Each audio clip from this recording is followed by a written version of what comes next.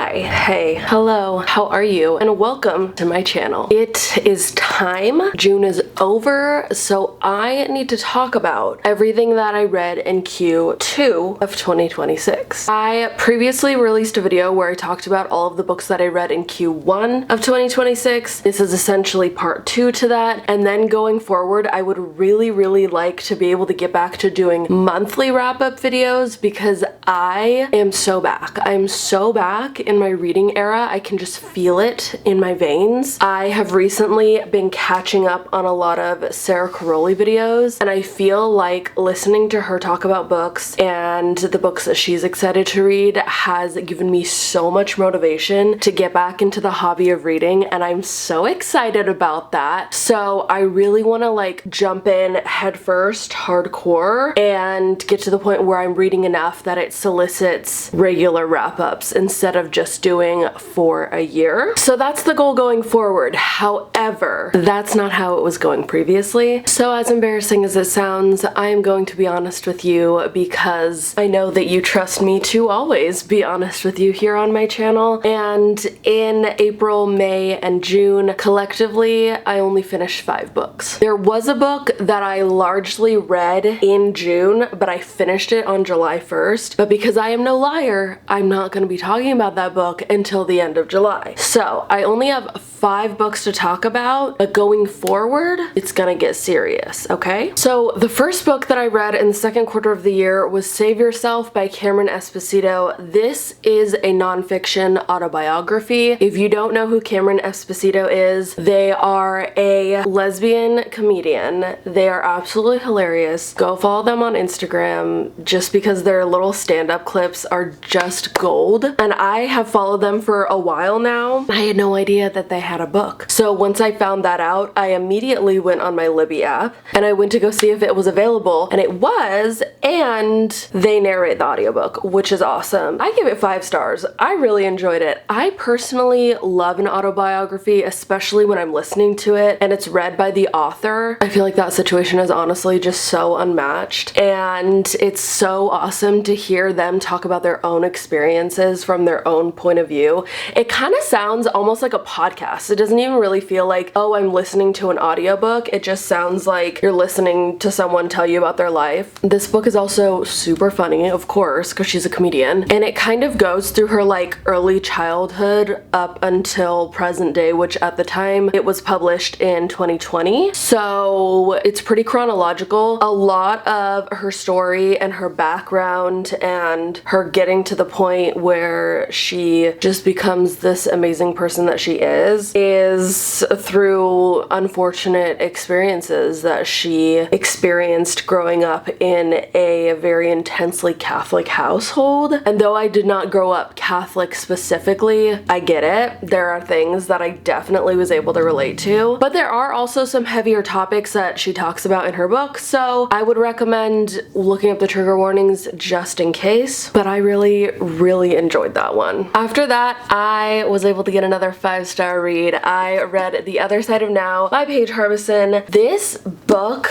I had a feeling that it was gonna be good. There's something about the cover that just really pulled me in, and the plot too. I was like, what the heck is that gonna be about? So in this book, we have our main character. Her name is Lana Lord, and she is a very famous actress. She is famous for this TV show that she's on, but she feels like nobody really knows the real her. Even the relationship that she's in is kind of like a contrived PR stunt, honestly, and she's just really not happy. Her real name is Meg Bryan, and Lana Lord is her like stage name. She went through something really rough with her best friend in her childhood, and she just feels like she needs some time off away from like the intense schedule that is her Hollywood life, and so she books a trip to Ireland for a week because it was always her dream to attend this college in Ireland Ireland. So when she was young, her and her best friend like did so much research on it, and they really wanted to visit the town of Avalon. So she books a trip. She falls asleep in the car on the way to like her B&B, and she wakes up in a completely different life. Everyone in the town knows who she is, but they're not calling her Lana Lord, they're calling her Meg, and she's so confused because like almost nobody in her real life knows her real name, and there are just all these people that are clearly very important figures in this alternative life of hers, but she doesn't know them at all. She has no idea who these people are. And I felt like that was such an intriguing plot line that I was so ready to see where it goes. And honestly, I think that I've found that I have a thing for like time travel slash alternate universe books that are not sci-fi, they're just fiction, and this fits the bill. I feel like there are so many emotional points where you may be thinking about your relationships with your family or your romantic relationships or your relationships with your best friends. It's just a really good book, and honestly, I really recommend it. Obviously, I give it 5 stars, so this is one that I will be keeping on my bookshelf for sure. After that, I read Play Nice by Rachel Harrison, and honestly, I did not really love this book. This is a book that I gave 3 stars. I just feel like I wasn't totally vibing with it. The story here is that we have our main character, Cleo. She has 2 sisters that are a bit older than her. Her parents are divorced, and it was a messy divorce. Basically, the kids were awarded like the custody to the dad, and the dad just always said that the mom was crazy, partially because the house that she moved into with the girls after the divorce but before full custody was awarded to the father, she claimed it was haunted. And then she would go on to write a full book about how this house is haunted, and the dad was just like, yeah, she's insane. Like, I don't want you anywhere near our daughters. And the 2 oldest daughters kind of just agree, and they're like, Cleo, you don't get it. Like, there are things that happened in that house you don't remember. You don't remember how terrible of a mother she was to us. But Cleo's just like, something is drawing me back to that house. Anyway, they end up having to go back to the house, and Cleo kind of makes it her mission to renovate the house and be able to eventually get it back into working order and be able to sell the house. She's an influencer, so she kind of views it as like a content opportunity, but weird things start happening, and her family is like constantly telling her that this is a horrible idea. I feel like I just didn't like the main character, Cleo. Not that every book has to have an extremely likable main character, but I just didn't relate to her. I felt like she had just like a horrible attitude all the time. I really couldn't stand her, but also like her sisters were frustrating as well. I think you get a lot more backstory into them and why they're like that. It seems like Cleo is just like kind of a jerk to everyone around her because she's the youngest, but like that's not okay. So that was really frustrating in my opinion. And then I just feel like it was kind of slow. I felt like it took too long to get where it was going, and in the very end I was like, okay, I guess that's like a fine way to end it, but I don't know, it just didn't hit for me. So I gave it 3 stars because I'm sure there are other people that would really like this book, but it just wasn't for me. And I guess technically this would be classified as horror, and I am not a horror reader, so that might be part of why I didn't like it. But if that plot sounds interesting to you, by all means, try it out. After that, I did hit another 5 stars. I guess it was kind of like a good couple months for reading in that sense that I did get a lot of 5 stars. Anyway, the next book that I read was Our Perfect Storm by Carly Fortune. This is her newest release. It is such a summer romance, and I could not recommend it to you more. Honestly, all of her books are so good. I've read all of them. I do kind of want to do like a ranking video soon, like I did with Emily Henry's books and Ali Hazelwood's books, just because I think that's kind of fun to compare and contrast the plots of all of her different books. But oh my god, it's close to the top of the list. I really liked this one. We have our main characters, Frankie and George, and they are childhood best friends. They became neighbors when they were young, and they just stayed best friends throughout the years. Where we start the story, Frankie is about to get married, and her and George are not on the best of terms, and she is just patiently waiting to see if he's going to show up and be there for her at her wedding. And then we find out that things didn't go to plan, and her groom essentially left her the morning of the wedding, and she doesn't even really know why. Like, he just left a note, which is such a douche move. Oh my god. But of course everything is already paid for and all the ducks are in a row, so she has this honeymoon that somebody's gotta go on, right? This is, I feel like we've seen this before. What was that book? There's a Christina Lauren book, I think it's called The Honeymooners, where it's like kind of a similar thing. Anyway, her best friend George says, I'll go on this honeymoon with you, and we are going to make sure that you get over this breakup. But Francesca is kind of looking at it as more of an opportunity to reconnect and fix her friendship with George, and it's a romance, so what do you think happens? Anyway, I love a childhood friends to lovers trope. Oh my god, love it so much. It's also like kind of dual timeline because we get chapters in the past where you see things happening, big moments from when they were kids and then teenagers, just so that you can understand their relationship a little bit better, and it gives it more context. Like, you just understand the way that they interact a lot better with those chapters. And also they're just really cute. It's so cute to see them when they were younger and how they interact, and then as you follow them falling in love in the present day. Oh my god. Like, also George is just one of the best male main characters I've read in a long time. I feel like he didn't really do anything that icked me out, which at this point is kind of rare, to be honest, and I just really appreciated how absolutely sweet he was, but not in a sense that's like so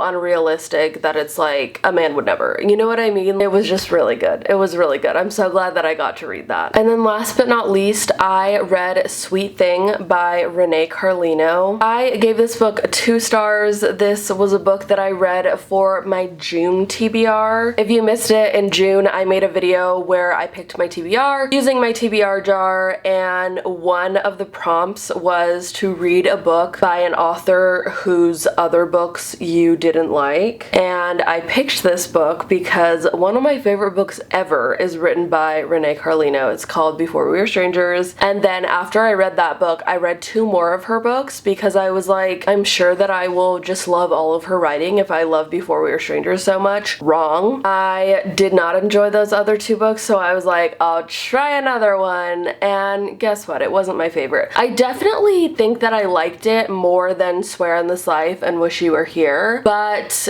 it's the end of the road for me and Miss Renee. I think that we're just gonna leave it where it lies, and I think it's all good. No harm, no foul. We can just part amicably, but this book was not my favorite for a couple reasons. One of them being, I really didn't like the main character. I don't think that she was a horrible person overall. I just don't like the way that she treats the male main character. We have our main character, Mia. She is grieving her father who just passed away. He owned a cafe in New York, and so she is willed the cafe once he dies, and she moves to New York to take over the cafe and live in his apartment and kind of just like take over his life, which is really interesting because I don't know how realistic that is, like how often something like that happens in real life where like a relative dies and then you're just like, oh, I'll just throw away my life and everything I was doing and I'll just like pick up where you left off. I don't know, it's kind of interesting. But she meets this guy on the plane on the way there, and he's like very flirty and he's a musician, and I feel like a lot of times I don't really vibe with that type of character in a romance, but I was like, okay, whatever. He's being nice to her and she's just kind of like, ha, okay. And then she runs into him again later.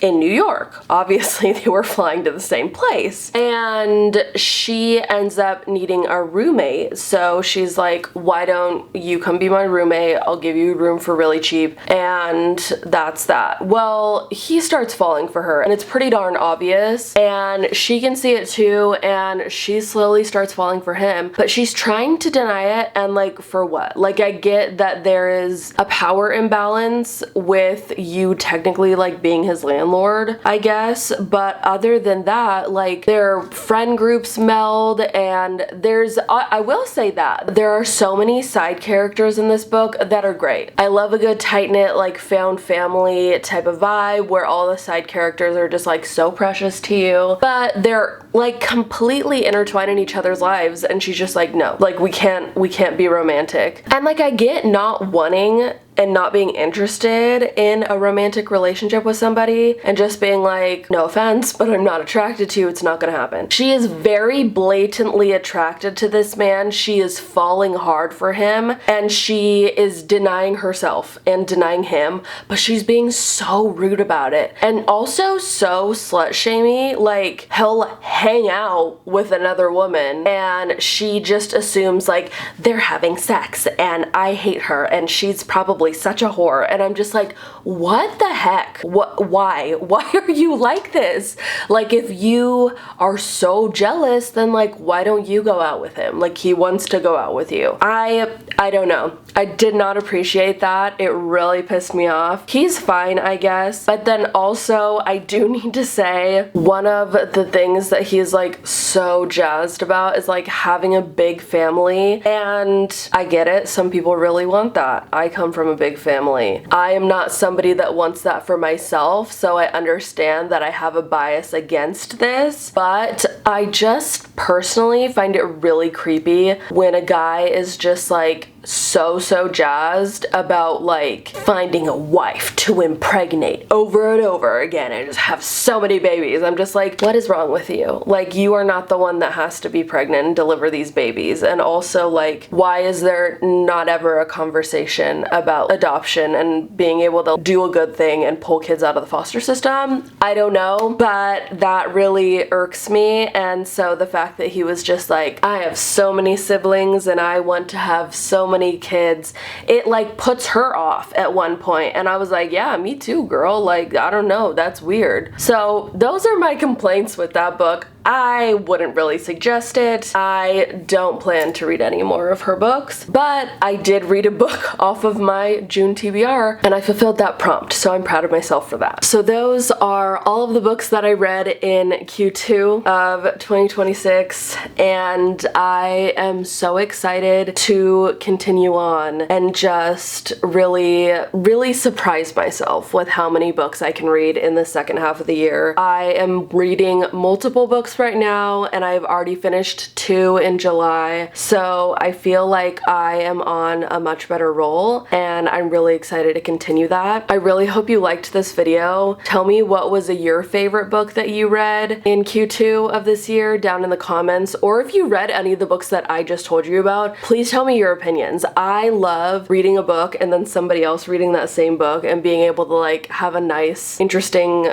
stimulating conversation about our similarities or differences in opinion. I think it's really fun. If you like this video, you can give it a like. If you like me and my channel, you can hit subscribe. I talk about books and beauty here. All of my social media links are in the description below, and I will see you next time. Bye!